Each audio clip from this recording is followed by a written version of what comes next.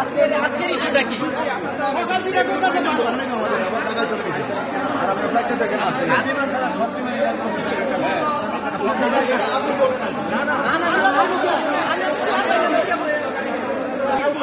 ক্যাপ্টেনের বাড়িতে এমন যে চিটাগাং সে চিটাগাং আপনাকে রেস্ট করবে, তার বাড়ি তো টাকা সে দিচ্ছে করে কেন নামতে পারে না?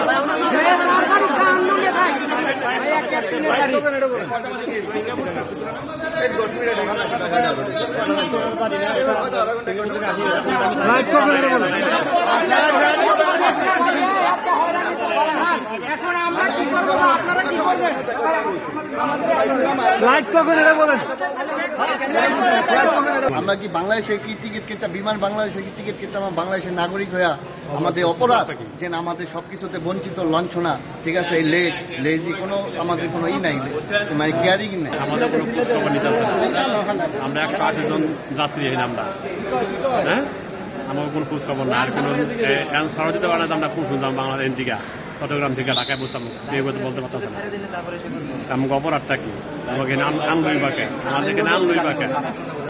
প্রায় 14-15 ঘন্টার মতো করতেছি, ধৈর্যের সীমা শেষ হয়ে গেছে। এখানে এখন কোনো বড় কর্মকর্তা নাই, এখানে বলতেছে যে বিমানের উদ্দেশ্যে আমরা বিমানে কিছু জানি না, আমরা শুধু এয়ারপোর্টের কর্মকর্তা, ঠিক আছে।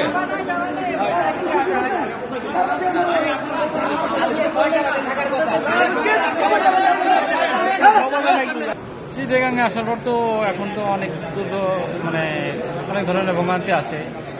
বিভিন্ন জায়গা মনে করেন ওই হোটেল থেকে শুরু করে এখানে প্রত্যেকটা জায়গায় ভোগান্তি, এটা বলে লাভ নেই।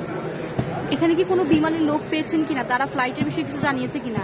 না, এরা এরকম কোনো ইনফরমেশন দেয়নি।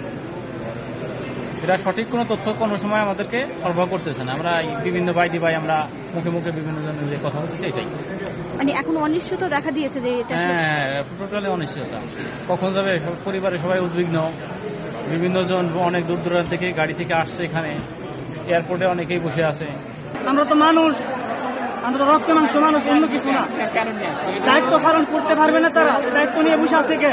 গতকাল সবাই বলছিল যে আজকে সকালে 8টা বা 9টার সময় আমাদেরকে ঢাকা পৌঁছে দিবে, কিন্তু 8টা 9টা 10টা পার হয়ে গেল, পরবর্তীতে বলছিল 1টার সময় ফ্লাইট দিবে। 12টায় হোস্টেল চেক করবো, চক্কা দেওয়ার পরে দেয় 1টার সময় ফ্লাইট, কিন্তু 1টার সময় ফ্লাইট হওয়ার পরে এখন 2:30 বেজে গেছে। এখন হ্যাঁ বলতে পারে, যখন সকল পাবলিক অ্যাকশন দিলাম তখন তারা বলতেছে যে 2:30টার সময় ফ্লাইট।